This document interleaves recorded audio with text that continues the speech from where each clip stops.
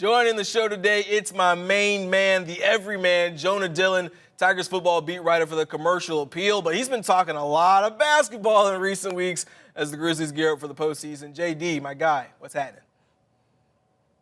I'm excited to be here. I was sort of on, I think it counts, when we were out in Seattle, and now I get my full debut, I feel like. So the nerves are high. There's no need to have any nerves, my guy. A lot of pressure. There's a lot of pressure. You've already had your initiation at this stage. Yeah, so Jonah actually jumped in on the show when we were out in Seattle covering the Tigers and what we hoped was going to be a tournament run. It was rainy that weekend, Jonah, and then you come back a couple weeks later and we have historic flooding in Memphis. Were you able to stay dry this weekend? Is your car getting stuck anywhere?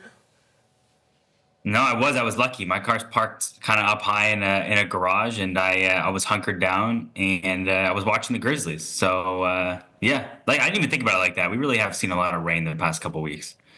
Yeah, been kind of some scary stuff, but you bring up the Grizzlies, and that's a great little segue because we're going to go ahead and jump into our big idea of the day. Good weekend for Memphis, really an extended weekend if you count Thursday, and a much-needed one. They beat the Miami Heat 110-108 on Thursday thanks to a stellar performance from Ja Morant. Star guard put up 30 points, none bigger than the last two. He had a buzzer beater to put the game in the win column for the Grizzlies, but there was no Ja Morant on Saturday against the Pistons. Instead, it was Desmond Bane who put up 38 points, got a good second helping from Jaren Jackson Jr., who put up 27 points and 11 rebounds in a double-double. Grizzlies won that game 109-103, their first win over a team over 500 in 13 games. Let's take a little closer look at the superstar performances Grizzlies got from Ja and Des. 30 points from Ja against the Heat, including that big call 12 moment. He was 11 of 22 from the field, 5 rebounds, 3 assists to get that win. But he was out on Saturday against the Pistons. He has a late scratch for food poisoning.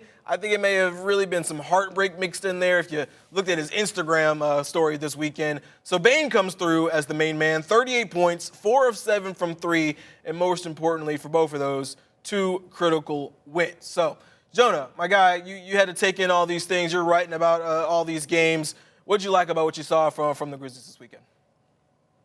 Well, I mean, just that they won, right? Because they really needed a win. They needed a couple wins and a lot more, obviously, moving forward. But having started the Tomas Isalo era with 3 straight losses, I think people were starting to get a little bit concerned. Obviously, those 3 games were against the Lakers, Celtics, and Warriors, so no shame losing.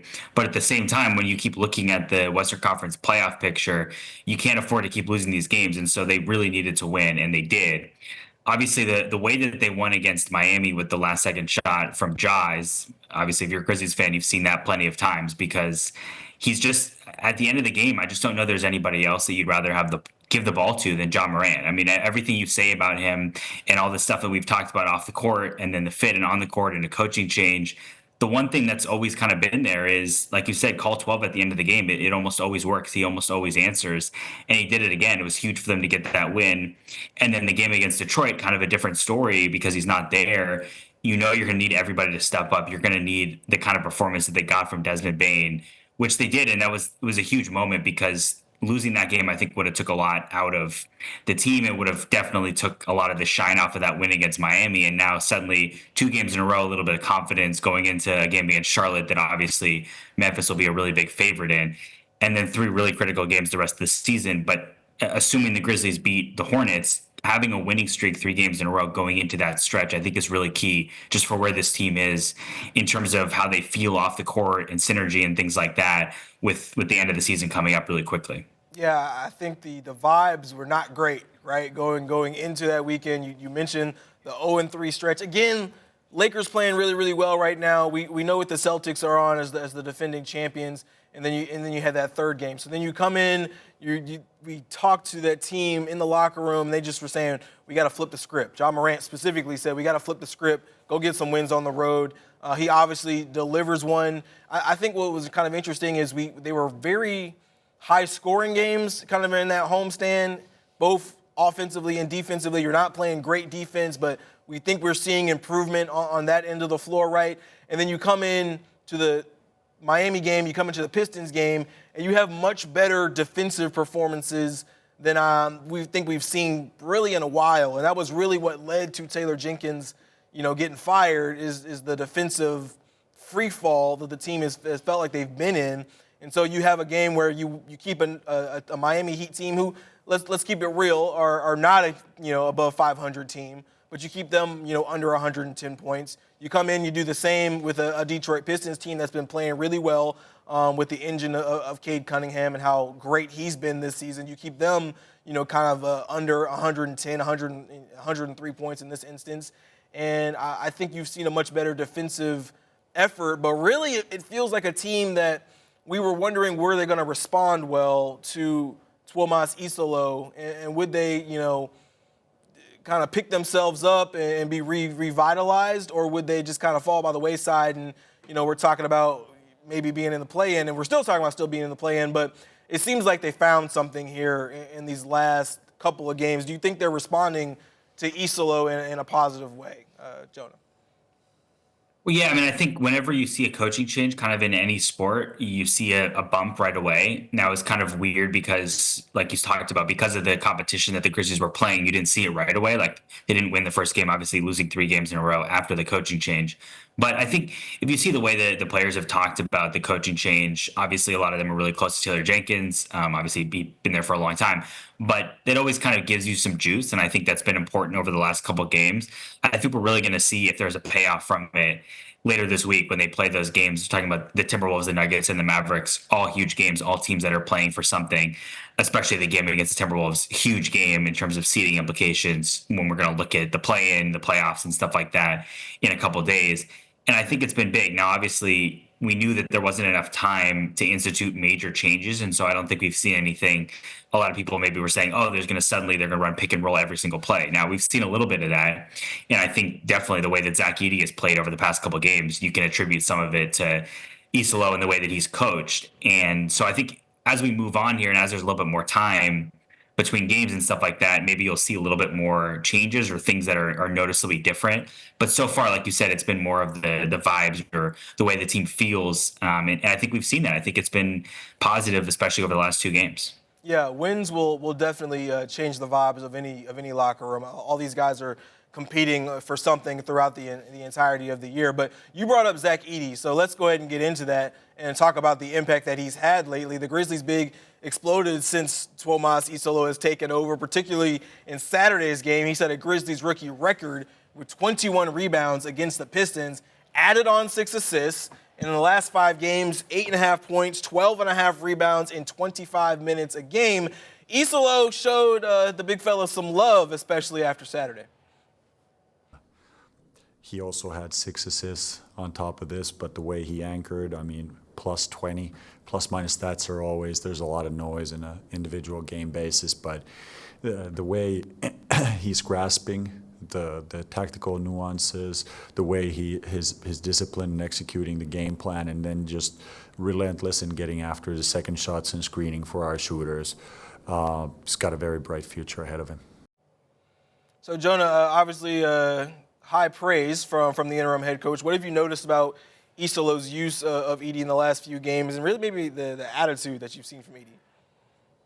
Yeah, well, I just tried to jump in there before Isolo got to talk about him. So very exciting, obviously. 21 rebounds, I think that's the thing that stands out. And the way that he's played, especially in the interior over the past couple of games. I mean, I think against the Pistons, obviously, really impressive. Now, Detroit's big man, Jalen Duren, obviously a former Tiger, he didn't play in that game. He's one of the best rebounders in the league. And so that's a reason for it. Let's just, we gotta put that out there. Yeah. But at the same time, yeah, well, also you got to give love to the former Tigers. So, 2 birds with 1 stone there. I think the way that he's played, it's been different. And I think that's something that, the last couple of games or there was a while there during this season where there's been stretches and even right before Taylor Jenkins got fired where Zach Edey was he was struggling, right? You could see it on both ends of the court. He looked a little bit lost. He wasn't really involved in the offense, especially with the way the Grizzlies have been playing offensively this year. And then there were a lot of games where he looked like he was kind of getting exposed defensively. And I think fans were starting to get concerned, right? He was kind of falling further and further down the pecking order. He wasn't starting anymore. And that's one of the changes that was made right when Tuomas Isolo came in, is that he put Zach Edey back into the starting lineup and he gave him a really big role. And so he's been playing that role over those past couple of games, and the rebounding has been really impressive. I mean, double-digit rebounds, I think 4 out of 5 games that he's played. since the coaching change, and I would expect that to continue because he's been around the basket more and he looks more energized and he looks like he's playing a more active role in the offense. And I think it's important there. The 6 assists, like that's a big deal, especially for somebody who most of the season has not been getting that many touches in positions where he can get assists or pass the ball to somebody else. Right? It's just like let's get him the ball for a dunk or he gets a putback or something like that. And so the way that he's been a playmaker, that's obviously something that we saw from him in college, where he was the focal point of Purdue's offense. That's really impressive because if they can unlock that part of the offense, I think they can really do a lot of things, and it will help a lot of the other guys out, especially on the perimeter.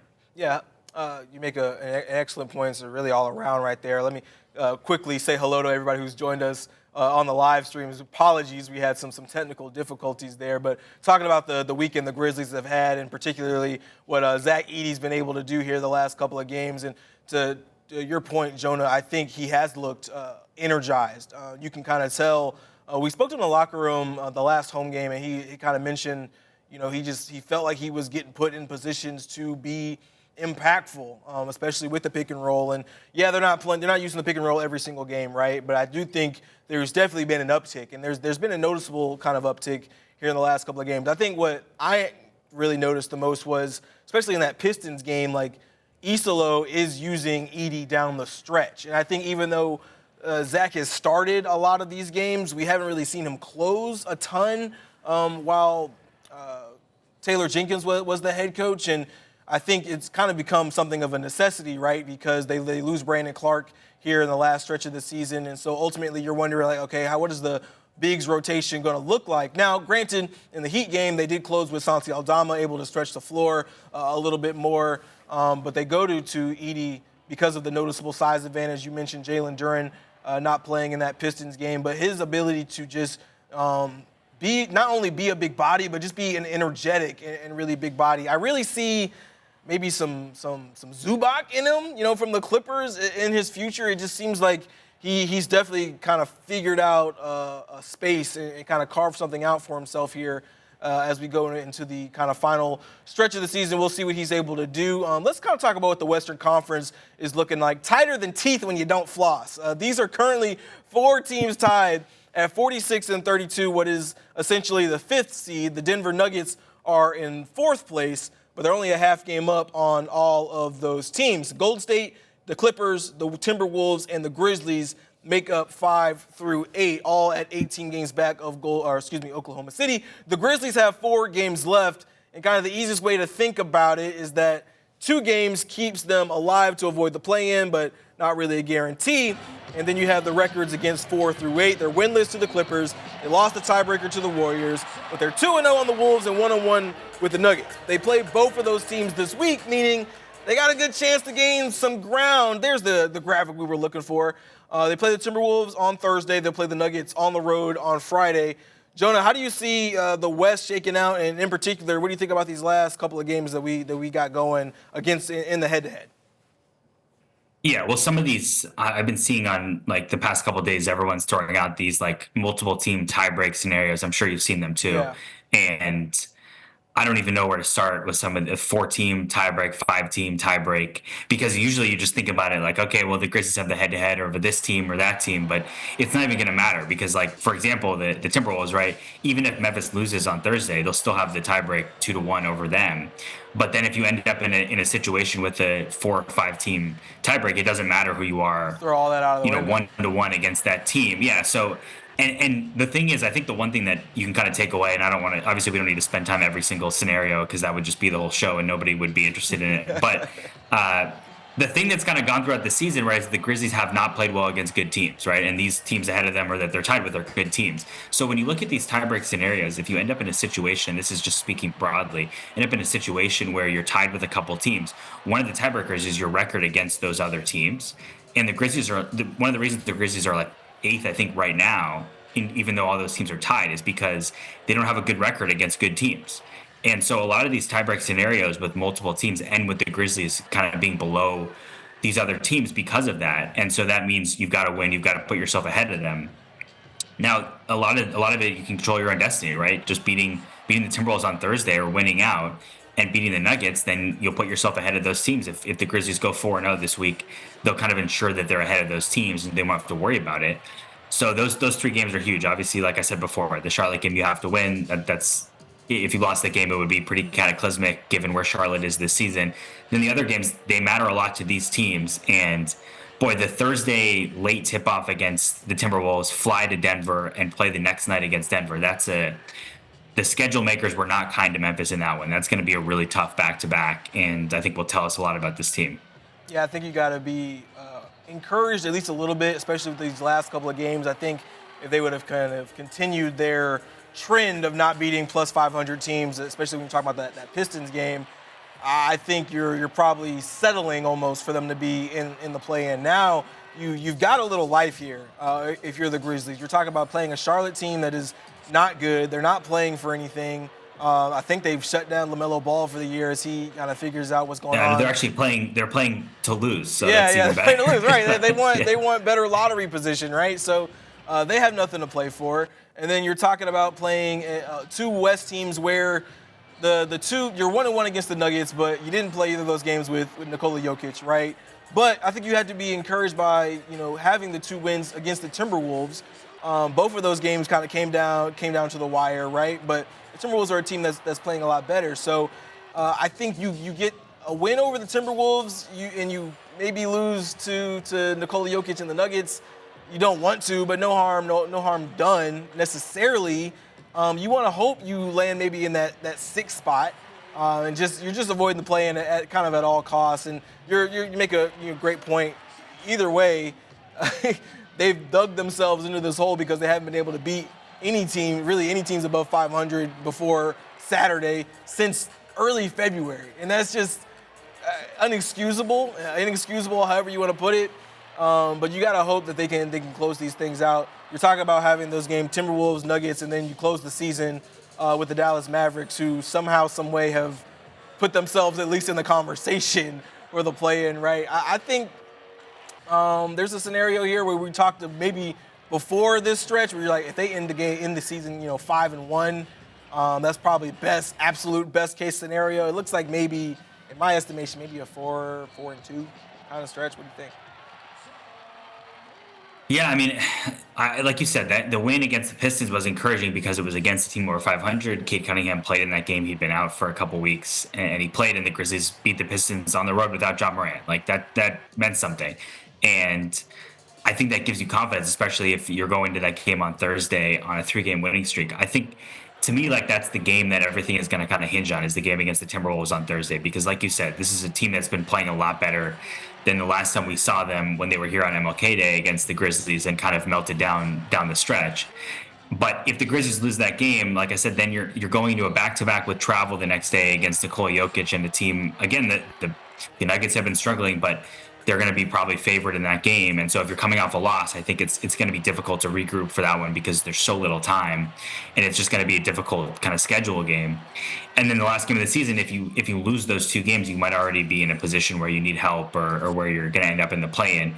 And I think that has to be the key right now, is just no matter what, get in the top 6 so you don't have to worry about the play-in. Because not only do you not have to play that week, but also then you're going to have a couple days off before the playoffs start. And for a team that just has a new coach who started a couple weeks ago, having a couple days to prepare and to implement some new schemes or techniques or whatever it is, that's going to be huge. Because if the Grizzlies have to go into the play-in, play potentially twice that week, and then go straight into a playoff series, it's just like normal, and you don't have any time to prepare or to do anything different. And so then it's hard to see how they're going to be able to implement anything that's going to help them play really differently at all in the playoffs. And so I think that's got to be the goal, is can you win that game against Minnesota? It just feels like that would give them a leg up, obviously, on the Timberwolves. Then they would have the tiebreak and be a game ahead. And then you'd have a lot of confidence going into those last 2 games and a real shot to get out of the play-in.